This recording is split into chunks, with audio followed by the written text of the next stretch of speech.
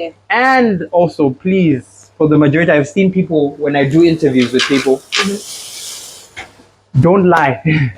Don't lie. Don't lie. We're about to see if he's Don't lying. lie in your interview, because now when they interview you, they can literally just tell you go inside the kitchen and make And something. make a lamb chop. Make a 3-course meal, and you don't even know what an avocado or a cherry tomato. I've seen these instances. It's funny. So, Yes. so don't lie. Don't in your lie. Interview, Yes.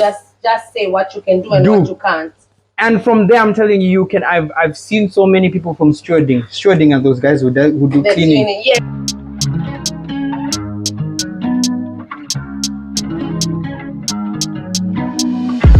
I want to introduce our chef today, Fortune. Bravo! Jesus. Okay, so hey Fortune. I'm good. How are you doing? Okay, so I was gonna tell them what we're cooking today, but unfortunately I cannot pronounce it. So what are we cooking? Yeah, it's not English. Refused to English.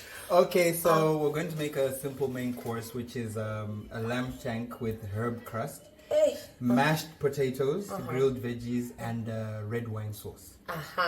Okay, so guys, we're gonna walk you through this the process of us cooking. Unfortunately, you're not gonna get to test it, but before that, we want Fortune to tell us a little bit about himself as we continue. Fortune, where were you born?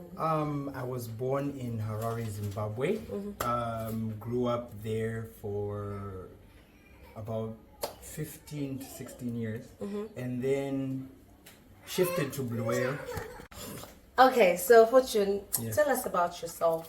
What is it you want to know? Everything. Tell us where you were born, a bit about where you're from. If I told you everything about me, this video would be 24 hours long. Tell us the basics. The basics being, I was born in Zimbabwe, Harare.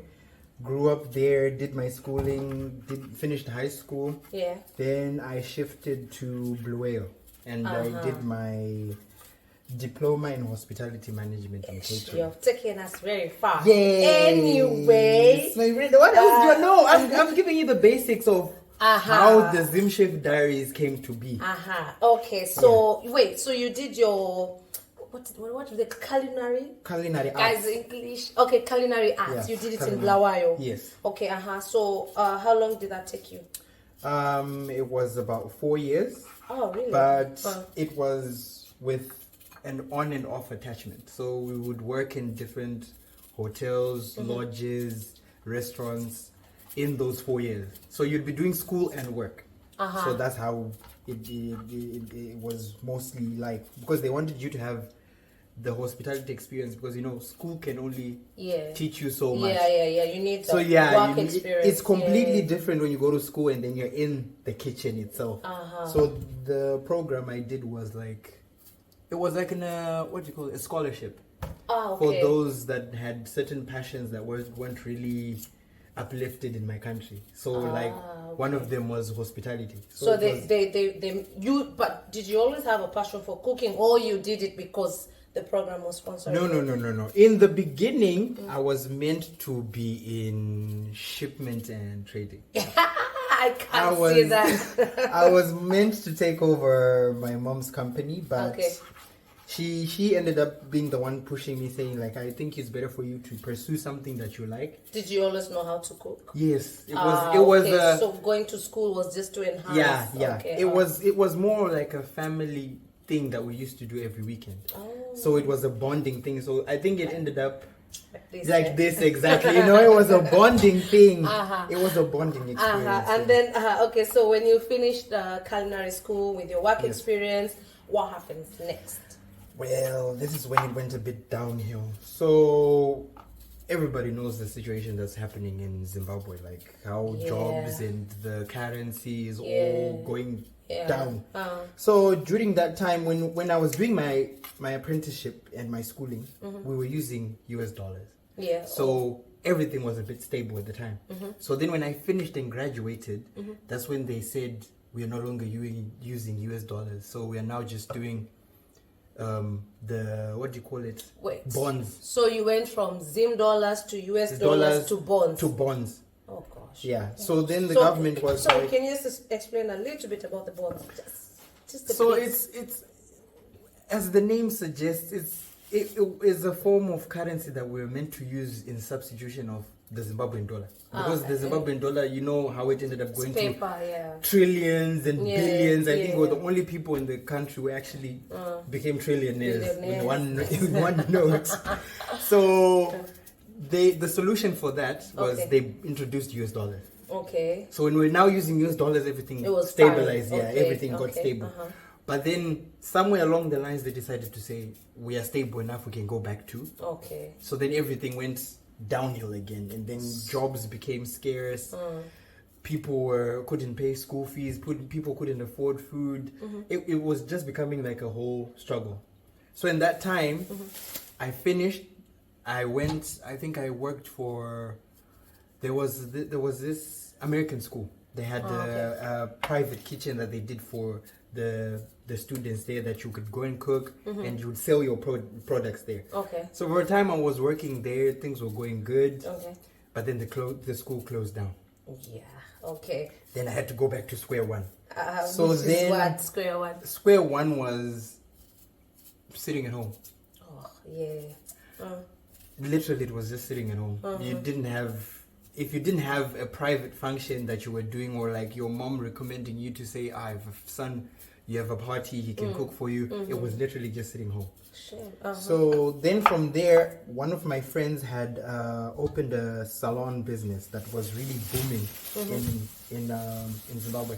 Okay. So then he randomly suggested, because I'm multi-versatile in the hospitality thing. I was about to ask, what is your specialty? I do pastry, I do intercontinental, I do Italian, I do Asian.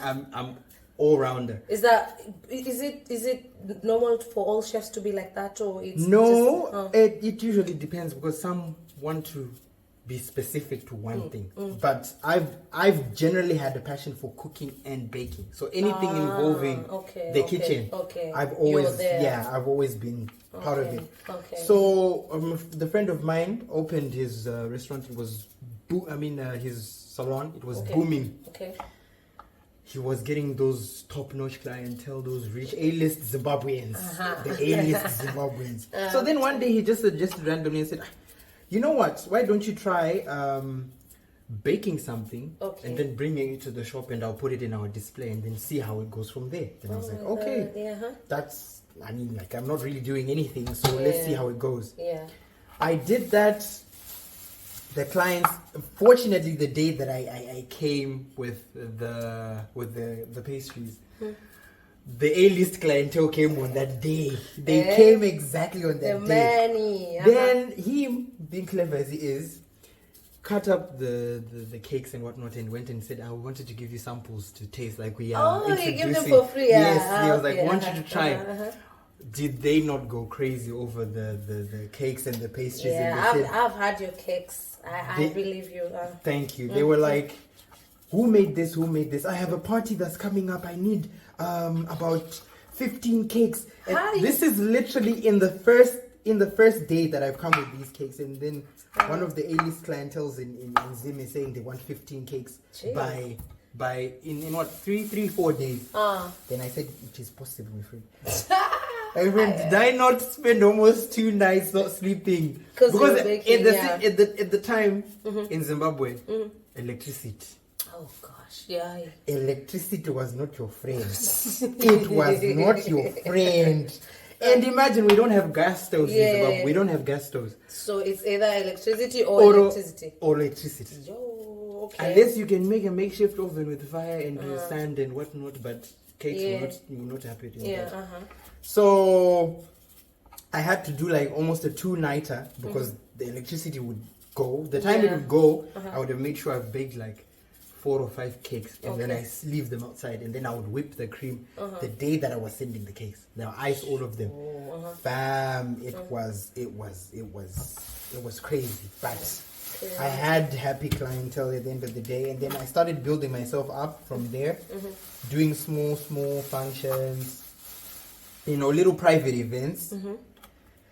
But then back to the main thing that the currency ended up becoming rubbish. So people so couldn't you pay work in US hard dollars. and Yes. and the money is just not worth it. So then my mom brought up the suggestion to say like, oh, I heard that people chefs are really doing well in Dubai. And I was like, oh, Dubai? She was like, yeah, I've heard that they're doing really, really good. So a friend of hers had a son who was also a chef here. And then she gave me the contact and was like, I just find out how things work there, like how are things.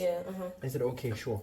I was hesitant at the idea, to be quite honest, because when you're new lands, like new territory, you know nobody, and I was just like, but the situation wasn't calling for any option. Okay. So spoke to the guy, gave me the contact for the agent that did that were hiring chefs at the time. This was the time they were still booking people flights and getting your visa when you're still did everything, got it done, came to Dubai. Wait, so yours was a direct hire? Yes, it was a direct from my country. Came directly to the job? Yes. I got interviewed. Which agency was this? They've closed down. I don't even remember. They ran out of this. business. Was So it was all Skype interview. Like the first, they used to do those. First, second, third interview, it was all Skype. Skype. So the final interview, you do it with the head chef. Yeah.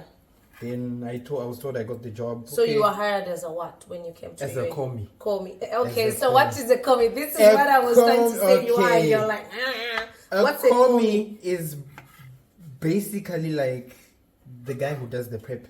The prep and like the cleaning. me today. Yes, like you're the commie, understand? But I'm mostly doing the commie business. You're doing the interview. I'm doing everything. Yeah. It's been a lot. A commie is a person who does like the grunt work. Okay. I don't want to say grunt work. It will be all the hard work. Yes, he does all of the hard work. Yeah. Okay. He's the one who is instructed to do preps and whatnot. Then from commie, there's commie 1, 2, 3, but they're almost in the same. It's just a hierarchy of who does more work. Yeah. Then there's demi CDP, which is demi chef de pâté, which is like the guy who branches out information to the commis. Okay, so that's just the. It's like a hierarchy. It's literally like a hierarchy, like in any business. You have someone who you don't get orders from your CEO directly. He goes and tells someone and then gives out an email. So it's almost the same thing. So what you're saying is, if I was to be hired from Africa, most likely they would take me in. If I didn't have UAE experience, they would take me in as a commie. Yes. Then the thing is, you need to work your way up. Okay, and then in the kitchen, I think there's always room for growth. Always. Yeah. And then so you hired. How long did you work in the company that this agent? 2 years. So this is the disadvantage that I feel I came about when I came to UAE. Okay. So the thing is, when you're coming to UAE, you need to have proper information of the company you're going to work for, the contract you're under, what are the terms, the litigation, what you need to do and what you can't do for you to be working for a specific company. Because some might have a clause, I don't know now, probably they changed, but during that time the company I was working for, you couldn't leave. You couldn't change jobs. If you did any of the above, you needed to pay them the full amount plus 40 days of your salary. Oh. So it was something that deemed in your head that you're going to have to finish 2 years. But you would think that, it's just 2 years. It's just 2 years. But it takes a toll it took a toll, I will be quite honest. The first 2 years I came here, I was so depressed. I wasn't happy. It was just, it was a work, sleep, wake up, work, sleep, wake up. That was the schedule. No social life, no friends, no nothing. Okay. So in the I think it was after 2 years you left the company, then what? So before the 2 years, one of the things that I had noticed that people don't see, they might underestimate, but having friends in this country can really lift off such a big burden. Yes, true. It can really lift off a big burden. If you're someone who's constantly isolated, you will sink into depression. Yeah, so it's true, that time I had noticed that I didn't have friends, but one of the people I used to work with, shout out to Rati, she reached out a hand to me and she was like, you know what, this is not the lifestyle you want to be living because you're going to end up being depressed. So Yeah. she was like, let's go out to the mall, let's go to a pub, let's do this, the beach. With which man? My friends! In the So time- wait, this Yeah. is in the 2 years that Yes, you're in that this was job. in the 2 Okay, years, yes, okay, yes. okay. But I had initially said to myself, after 2 years, I'm not coming back. I'm done. You wanted Like, to go back I home. said I'm done. Okay, so after so you started going out while after you just left this job. No. While This you were was in during, the job. yeah, this was Okay, during. just Yeah. towards the so, end. Yeah, when I was Okay. off or when I Okay, had free okay. time, that's the only time I would go out. okay. But that's kind of relieved most of the tension. Yeah. Okay. So So how did you leave that job? now came when I was about to leave. It was also now an issue because they didn't want to let me just go. Because now they were bringing up stuff like, you need to renew your contract. I said, no, I have no legal obligation. Because at that time, You had now for known. people who are starting to work, labor laws are your friends. Yeah. Labor laws are your friends. Yeah. I'm telling you. If you don't know. If you don't know, Yeah. contact the labor law. They will tell you your rights and whatnot. Yeah. They're very So helpful. after that, I went, got my information, showed them my contracts. They said, no, you have no obligation to keep being with this company. If you're done, Yeah. they need to pay you what they need to pay you, and then you that's can it. go. Okay.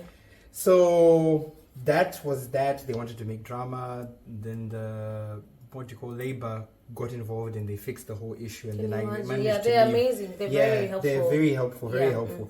So after that, I went back home.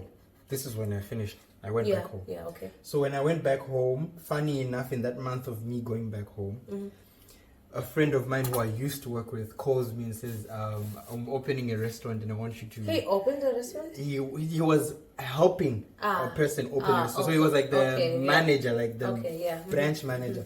Then he was like, I need someone to be like the creative creative designer and menu planner. Like Yeah. the chef in charge. Yeah. Okay.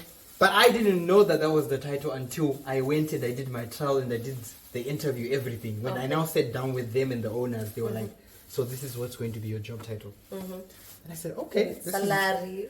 it was good. Salary was Comparing, salary, it was salary. It was good. Fast forward, 2 years into the job. Okay. Then COVID. now this second. Oh yeah, COVID happened. COVID yes. happened. Owners of the company decided to leave because things weren't really going well. Yeah. Everybody was in a bad situation.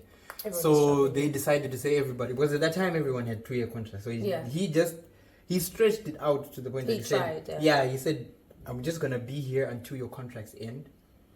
Then I'm going to have Pay to close you out. down. Yeah, I'm okay. going to close down. So I understood where he was coming from, and then I was just like, you know what? Yeah. What to do? What to do? COVID is happening, jobs are not being found. So when Yeah. they finished, I just said to them, book my ticket. I think you just wanted to go home. No. In this job, during this time, I hadn't gone home for 2 years.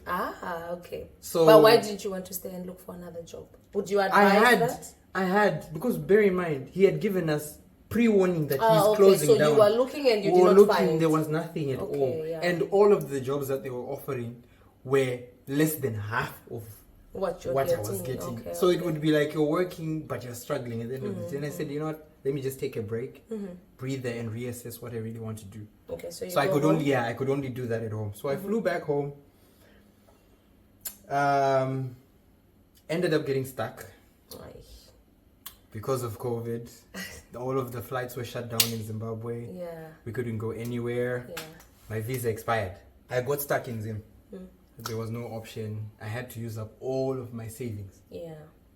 All of my savings. Because also the situation in Zim was tough and my mom Yeah. couldn't go to work. No one could go to work. You couldn't know. So COVID literally, was yeah. bad for everybody. So, yeah. so yeah, literally, I it had was. to support the family the best way I could. I didn't have much When you savings. didn't have coming. Yeah, Yes. yeah. So when I used up all of my savings, now when they lifted off the ban, I couldn't come back. Oh, yeah, because depleted. Yeah, everything was depleted. So it was difficult. So I had internally said to myself, okay, let me try making a project and make it work home. Like I had very good friends here that I knew that if I asked them, help me out, I would. But you know, at the end of the day, everybody it just has stuff. we were just all coming from COVID. Exactly. Yeah, it was So not easy. I just said in myself, let me try opening something. So in the midst of planning all Do you of want to this, pause so we can cook while we're doing it? oh yes, yeah. Sure.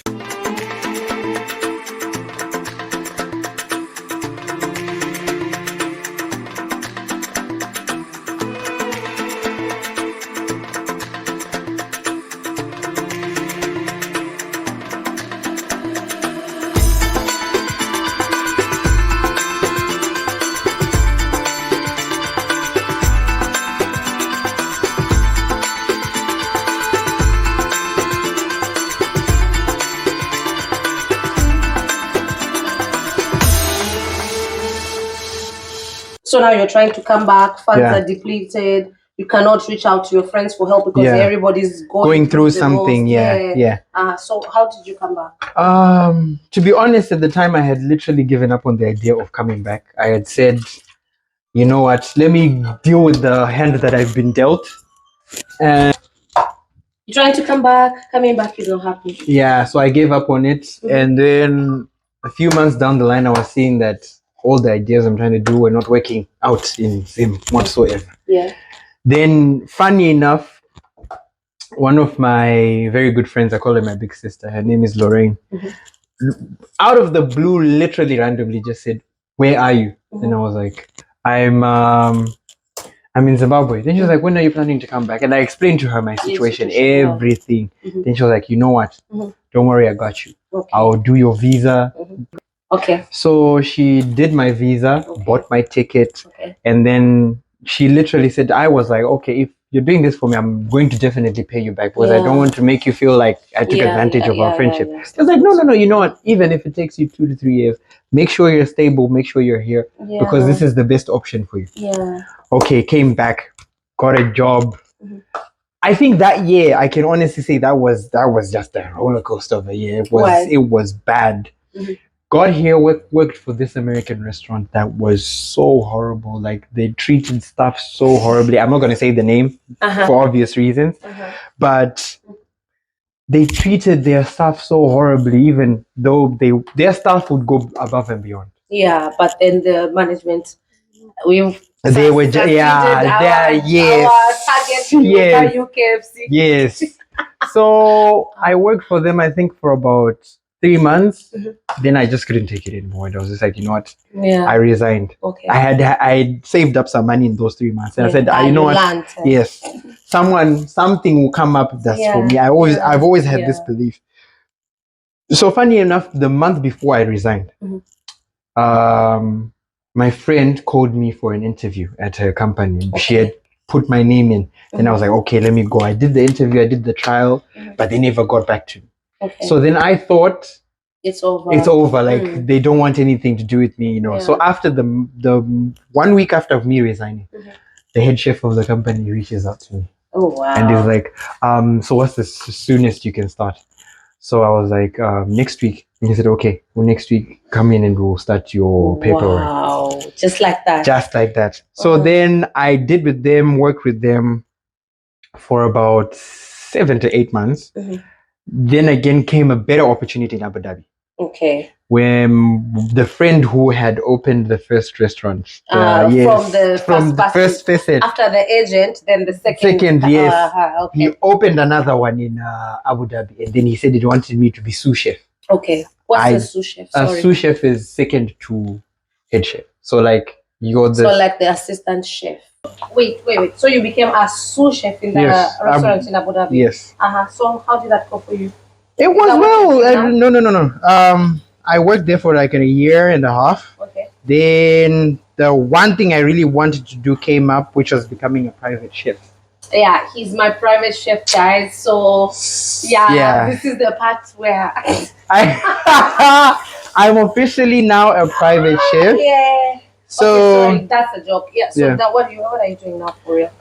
Currently I just work with clientele on a personal level. So I just go for people's houses, cook for them, their requirement. Yeah, you know, those fantasy meals that they want is how I'm doing. So it's more like I manage my own time now.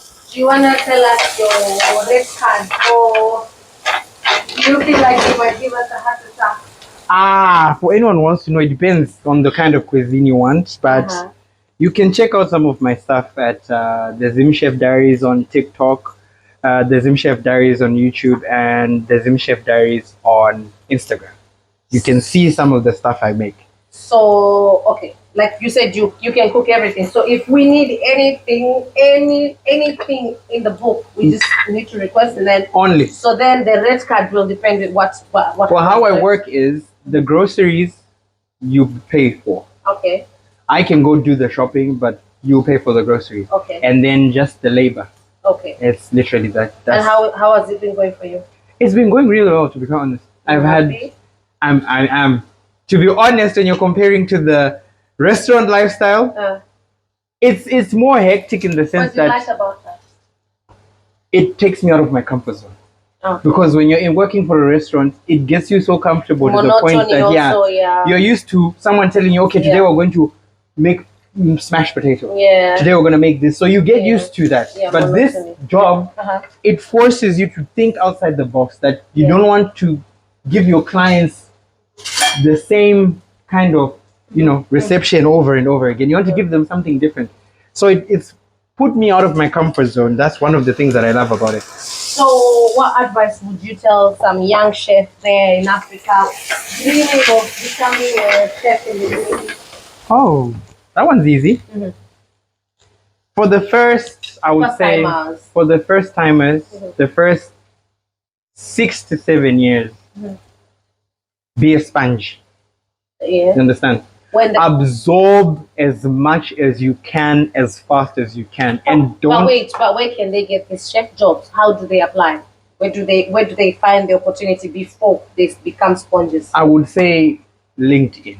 LinkedIn is one of the best places to get a job in UAE, but you need to emphasize like LinkedIn.eu. Because most people, they just go on LinkedIn and assume that they'll just okay. And also, please, for the majority, I've seen people when I do interviews with people, don't lie. Don't lie. We're about to see if it's don't lie in your interview, because now when they interview you, they can literally just tell you, go inside the kitchen and make something. Make a lamb shank. Make a 3-course meal. And you don't even know what an avocado or a cherry tomato. I've seen these instances. It's funny. Yes. So don't lie. Don't lie. Interview, yes. Just say what you can do and what you can't. And from there, I'm telling you, I've seen so many people from stewarding are those guys who do cleaning. Yes, who have become head chefs just because they put in the effort and they focus. So that's the advice I would say. Like, don't expect so much in a short space of time. Groom yourself, grow, learn as much as you can, be creative, think outside the box, and you will become. Your talent won't even be questioned or matched. I didn't know you were this deep. I can be, you know, when the right people ask me the right questions, it's easy. So okay guys, so well, you've heard it from the Zim chef himself. We're gonna continue with the cooking. We'll show you once everything is done, we're gonna and then I will tell you if he's lying, if I did a bad job. She will be honest, I know. Salt is not salty. Okay, guys. Wait. What's the cut? This food has been prepared by the Zim Chef Diary. It is delicious. Check it out. Thank you guys